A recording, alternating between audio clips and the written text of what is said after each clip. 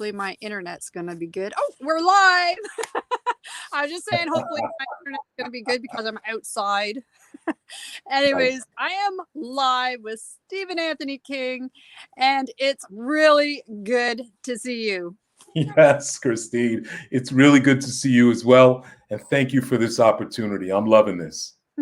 All right. So with that, let's jump right in. I am so curious about your book. So I know that you wrote this book, and I have no background other than the little snippets I kind of got, something about eyesight, and I really, really want to hear, like, what is this book about and what drove you to write this book? Well, I'll start from the very beginning. I was born extremely nearsighted, and I had my first eye surgery, the first of 14 in total, when I was 7 years old. By the time I was 16, I had 5 operations. In 2017, I had 10 operations in total. I had sight in only one eye. But I adapted, I adjusted. I was living a great quality of life, had a really good professional career. I'm married, 3 children, grandbaby. So life is great. But in 2017, a couple of weeks back, I would say at the end of February in 2017, I started to notice some changes in my vision. And at first, I didn't pay it any attention, but then it progressively got worse. So I started to panic a little bit. I went to the doctor, and he diagnosed me with what's known as a macular hole. So it's kind of a pothole in your retina, if just to keep it in layman terms. Okay. He then proceeded to tell me that this is what I have, but there's no way that he's going to operate on me. Because of all the previous surgeries, my eye was too fragile, and he didn't want to take the responsibility if something went wrong. He actually, when I left his office, started recommending visual aid companies to me, right? Pretty much telling me that I'm going to lose my sight. I left his office. I immediately went to the worst case scenario, the metal cane, the seeing eye dog. My wife's going to leave me. I'm not going to be able to provide for my family. And I had to make a decision at that point whether I was going to become a victim of this circumstance or a victor. And I chose the latter. And I used this quote on my interview with our phenomenal coach and mentor and leader, Les Brown. Forgive me, I'm so sorry. I'm so sorry for that. That's all right. I used this quote: when you don't know where you're going, you better know where to go. If you And don't, I immediately went to the Creator. hold on. If you don't know where you're going, you better know where you go. You better know where to go. Oh, where to go. Correct. Oh, wow. Okay, let's elaborate on that. Yeah. And that's the Creator. You know, thank God for God. Thank the Creator for the Creator. I thank him that I had a strong enough spiritual foundation that no matter what was in front of me, my faith was in him. And that faith propelled me to go get a second opinion, and then a third opinion, and then a fourth opinion. And on the fourth opinion, the fourth doctor I met with introduced me to the top doctor in the world, without exaggeration, Christine, the top doctor in the world for the type of surgery that I needed. And it was only through God's grace, because I went home from that first outing with the first doctor who diagnosed me, and I started praying more than I've ever prayed. I started meditating more than I've ever meditated. I started affirming the victory over the situation more than I had ever affirmed.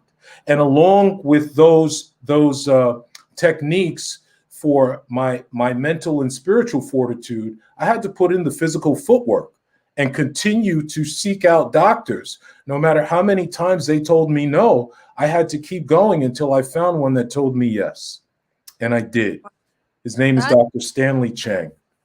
That is incredible. Incredible. Yeah. So you don't know this, but 6 years ago, my husband actually had something similar. He was losing vision. Mm-hmm. He didn't know at the time what it was, and what it was a pituitary tumor in his head crushing that optic nerve. Mm. And it was a scary time. And he ended up losing vision in one eye.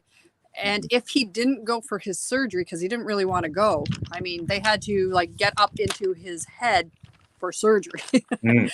And, nonetheless, we were a little bit afraid of what was going to happen. And I said to him, I went to church and I came home and I said, I set up for you to see the priest and have the healing oils on you. Let's go right now. Let's Because go. everybody's doing it. That's And right. when we were there, and as soon as they put that healing oil on him, I felt that calm, everything lift, because I was worried too. And I came home and I said, you're going to be okay. I know you're going to be okay. Mm-hmm. So amazing. But, it's really scary to think about losing your eyesight. I actually had an accident at work. I'm an electrician. So we were drilling a hole from one side of the wall through the wall into the other side. And I was waiting for the hole to be drilled. And I couldn't hear the equipment, like the drilling. I couldn't hear it. And I actually bent down and went like this. And right at that very time, the other guy on the other side blew in that hole all the dust out. Oh my gosh. Went over top of, because my glasses were probably down like this and I'm looking in the hole. Mm-hmm. Mm-hmm. And so it went right into my eyes and I couldn't see a thing. Wow. And I was standing there and I was going like, I can't see anything. And I was going like this. And I started yelling, and I'll say, his name is Johnny, because it was. I said, Johnny, get in here. And I wasn't very long, but he didn't hear me yelling because, this is a concrete wall. Yeah. And eventually he came over to see if he had made the hole through, completely through, because it wasn't big enough. That's what, so it was already there, but it wasn't big enough. So he was coming through over to see if it was big enough. And I'm like, I heard the door and I went, Johnny, is that you? And he's like, yeah. And I'm like, I can't see. You need to get me over to the eye wash station. And it's nuts. Like, it's gritty. And it was very uncomfortable. And I had this crap, like it was in my eyes, and I could feel the grittiness underneath. And I was trying not to wipe them. Yeah. And got to the eye wash station, ran the eye wash in. And by then my eyes are hurting because they're all scratched up. And I actually had to go to the emergency, and I had these tube things that come down like contact lenses on my eyes, but water dripping in or whatever it was they did. And I was there, I don't know how long, an hour or more with this stuff dripping in. And all I could lay there was I was thinking, God, please don't let me lose my eyesight. Like, because I was just like, how am I going to function without being able to see things? Like, I'm not prepared for this. So it is very, very scary to, have that thought that you aren't going to be able to see. I'm just trying to impress upon whoever's watching this, and I did see somebody was on. Anyways, so, it is a very scary thing if you've never had to deal with it. Yeah. Yeah. And that is scary. And, just that was the beginning of the story that I told you. So we had the initial surgery, and it's one of the only surgeries that when you leave the operating table, you're not healed. So they insert a gas bubble in your eye to support the retina as it heals. Oh, so wow. if you can imagine, a jar of juice that's not fully, to the top, maybe half full. And when you turn it to the side, if it has a bubble, the bubble lifts up. Yep. So that's kind of the technique that we're using. So in order for that bubble to lift up and support my retina, I had to walk around with my head down like this, 24 hours a day for 2 weeks. Oh my goodness. So you can imagine, and again, remember, I only have sight in that one eye and it's patched. I can't see out of it. So now I'm completely blind. Thank God for my wife. She literally became my eyes at that point. But about a month later, the healing is progressing and we're doing okay. And then on one Saturday, things, I'm starting to get my vision back. And all of a sudden on one Saturday, things just start to look dark. And I'm like, this is not normal. I thought maybe it was because I just came in from the bright lights outside. My eyes need to adjust. But after being in the house for about an hour or so, it wasn't getting any better. So I told my wife that, we need to call the doctor. We called the doctor. He told us to come in. It wasn't my doctor. It's a weekend. We go in. And when I go in, Christine, the eye charts that they have, I couldn't see the big E. Oh, wow. E, right? The doctor on call called my surgeon. They're talking all the medical talk. And when he hangs up, he says, listen, we need to schedule you for emergency surgery tomorrow. Oh, goodness. Now, not only is tomorrow Sunday, but it's also Father's Day. So now this really has to be, excuse me, urgent for them to schedule this emergency surgery on Father's Day. We have the surgery. So now this is the second surgery. When I go in, the following week for the post-op, my doctor tells me that if I would have waited until Monday to come in instead of going in on that Saturday, I would have been blind. Oh, wow. So the story gets better. Okay. We go another month, right? I go in for a routine examination, and my doctor tells me he's so sorry, so apologetic, but he sees something wrong, and we have to go through another surgery. Oh, no. And again, keep in mind, each time I have these surgeries, the 2 weeks after, I've got to keep my head down like this. Oh, goodness. And at this point, but all through that, first and foremost, all through that, I'm still praying. I'm still believing. I'm still having faith. I'm still affirming victory. I couldn't sleep at nights. So instead of just laying there, letting my mind wander, I would either put in some spiritual audiobooks or I would pray and meditate myself. And I would affirm out loud, my eyesight is 20/20. My eyesight is 20/20. But after this last surgery, I had a real heart-to-heart with God. And I told God, come on, God, I can't take much more of this. I need you to show up now, show up like you've never shown up before. And he did.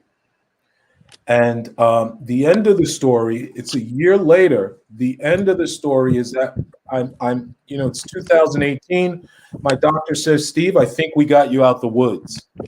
I'm so overwhelmed with gratitude, Christine, that at this point, I can't keep this miraculous story to myself.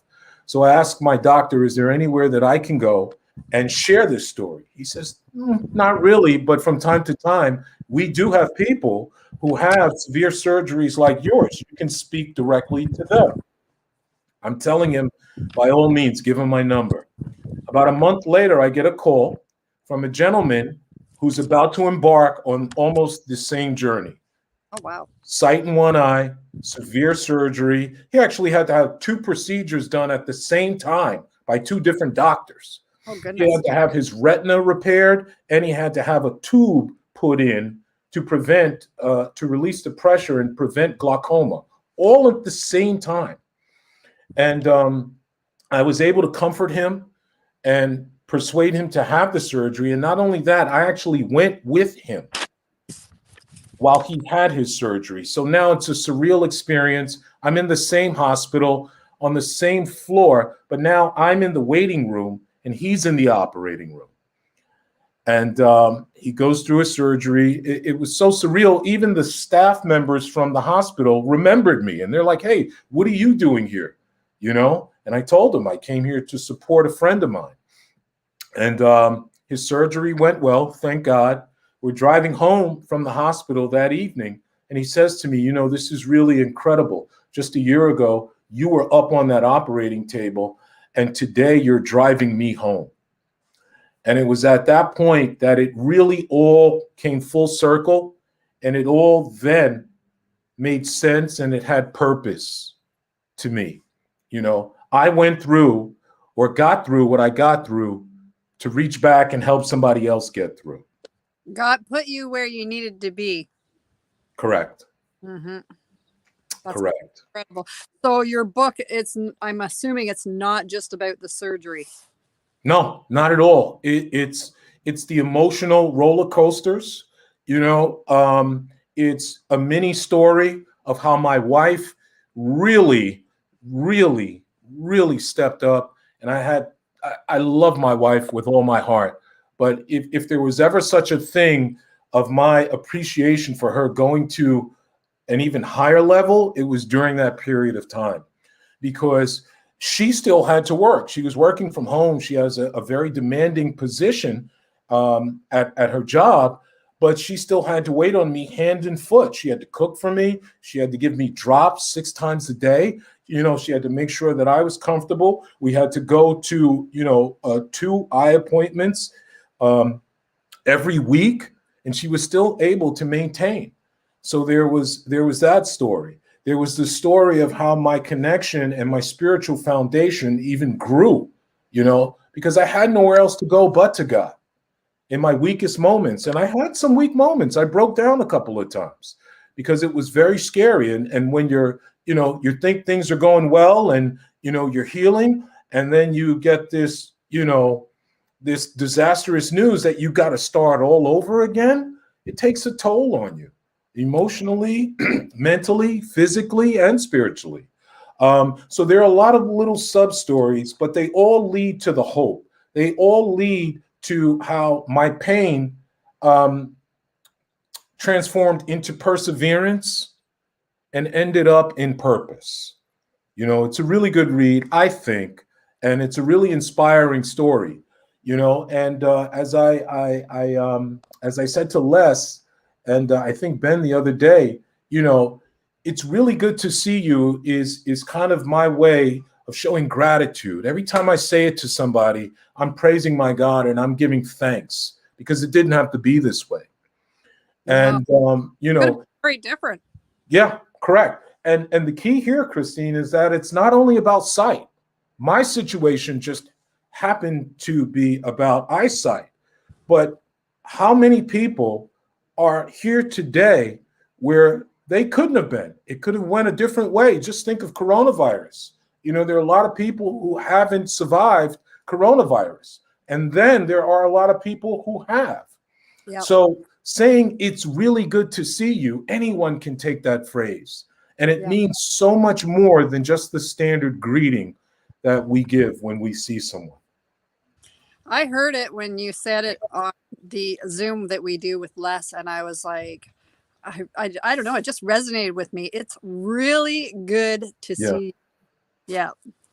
And you were talking about faith, and I'm just like, there's so many times in my life that I've also had just these instances. Mm-hmm. And I mean, they can be so simple. Like one time, so with my work, I'll just say it's like seasonal. So you get laid off, and I say, when you're done building, you can't keep building.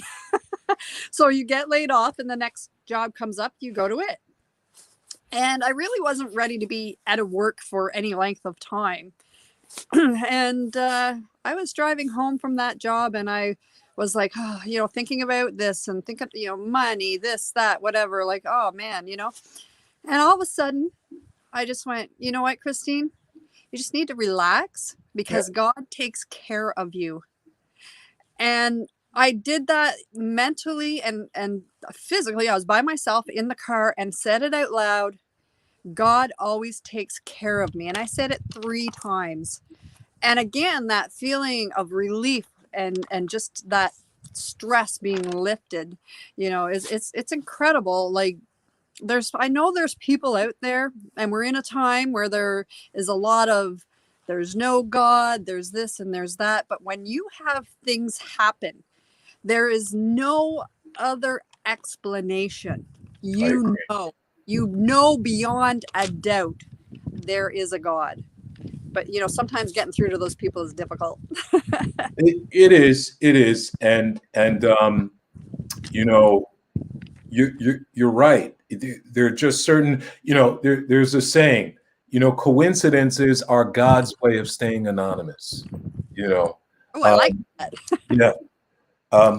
I've had so many of those myself, where it's just how this happened.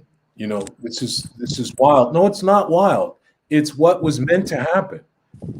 And as you continue to strengthen your spiritual awareness, you start to see even more, because now you have a stronger connection with the Creator, whatever you want to call him, God, Jesus, it doesn't matter.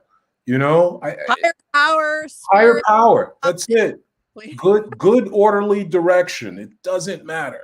Yeah. There is a supreme being, and I believe he lives within us, and we have to tap into it. And I seek out daily, to improve that relationship, or my relationship with that higher power, through prayer, through gratitude, through affirmations, through meditation. And mainly, I show my gratitude. Gratitude is not just saying thank you for me. It's an action word.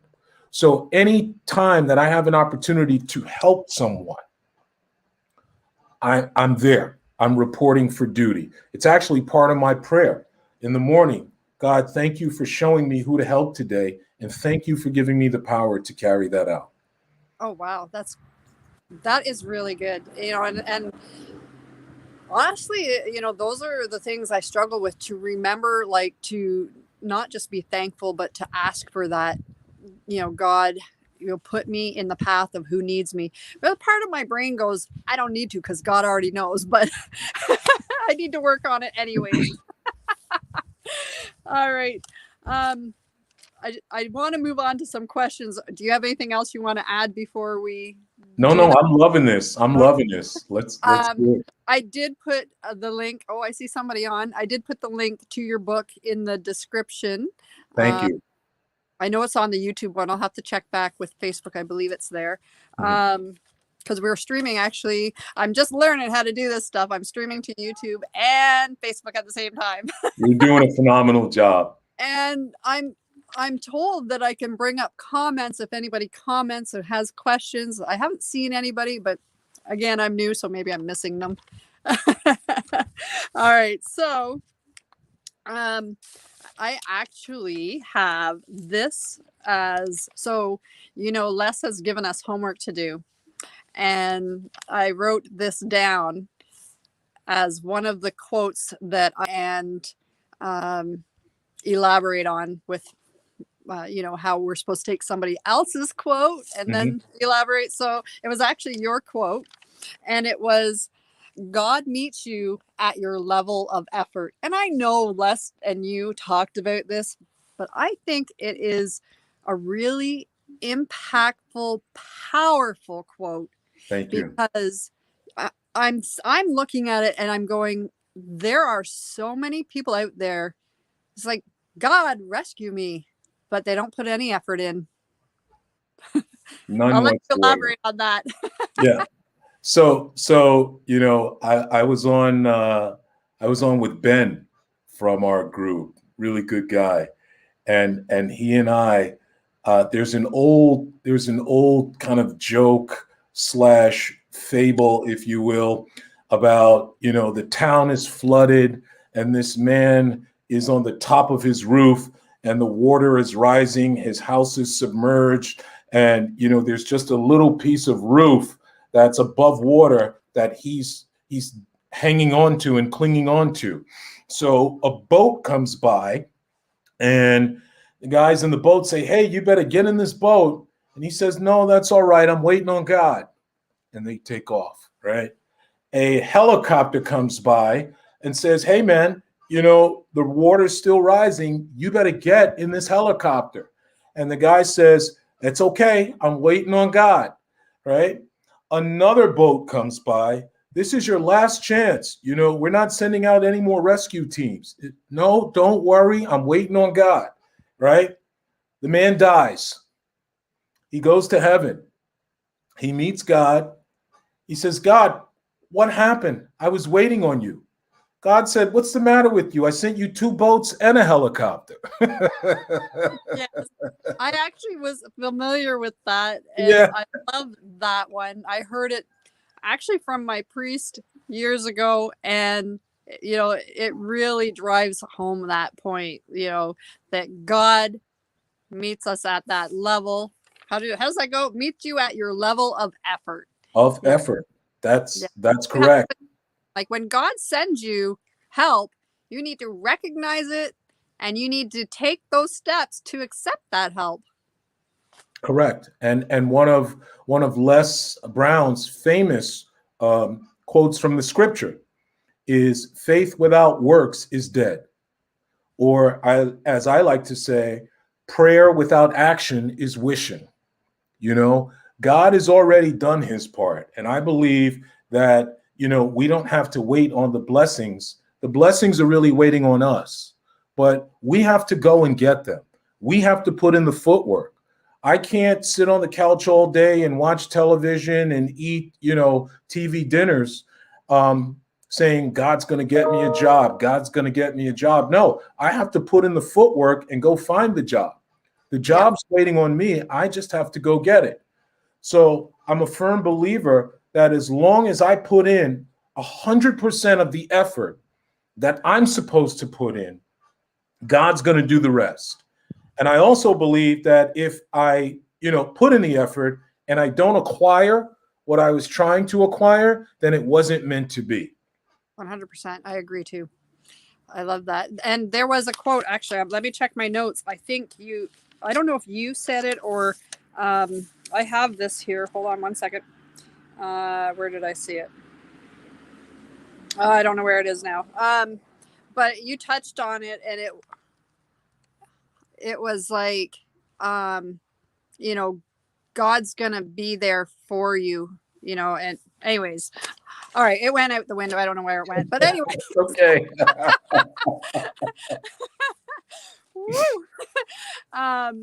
Yeah, I'm just gonna blame it on those roosters crowing behind me. Yeah.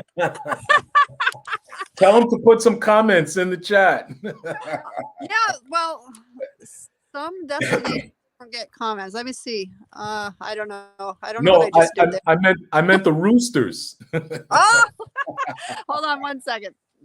My paper got a little further away from me. I couldn't reach it. All right, let's get on to some of these questions. I want to do some fun questions now. Sure. So actually, I know you said some quotes, but do you have your favorite quote from somebody, and who? I think honestly, I have to say, and I say this as humbly as I can. I think my quote is really kind of says it all.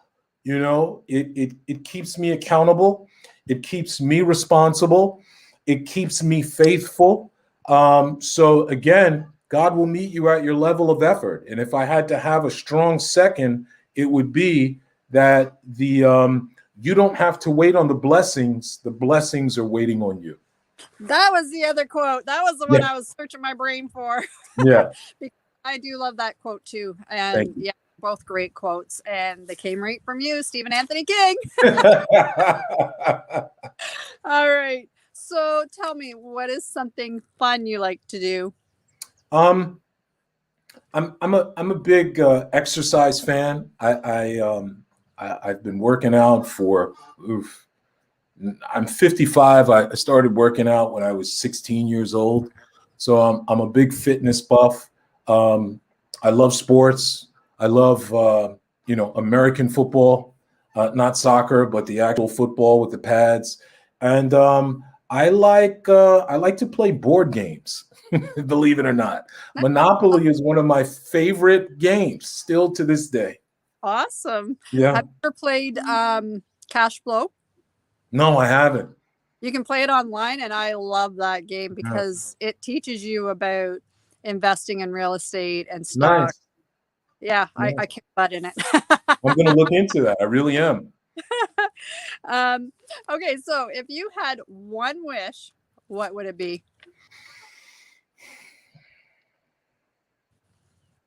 For the world to have a collective consciousness of love for their fellow man. Oh, powerful, powerful. Love it. There's I not think that would solve, there'd be no hunger, there'd be no war, there'd be no racism. There would just be love. Each yeah. man helping the next, knowing that we're all human beings first and Yeah. foremost. You know, that really would be my wish. Great wish. Great wish. Well, I don't think I need to ask this. Something someone would find interesting about you. I think just the book itself and everything you've gone through. I think we've covered that. Unless there's something else. I don't know. You know, I'm one of those people who, you know, others always see things in you that you don't really see in yourself. I think I do have a unique story. Mm-hmm. And that's just one of the many stories. There are a few others. So I think my perseverance throughout my life is a very intriguing kind of story, all in all.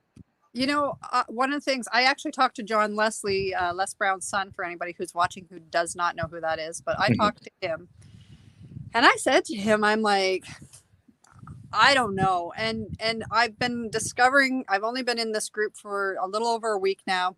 Mm-hmm. And that's what I was starting to pull out of myself because I didn't know, like, what's my message? What do I want to share? And I started to discover, you know, I didn't know which one, but there's so many. Mm-hmm. And Les says he wants us to be able to talk on any stage. And that's the thing. Like, I have a message for abuse. I have a message for teen moms. I have a message for, like I shared today about my husband and the stress, like, so support for people that are in, the situation like your wife.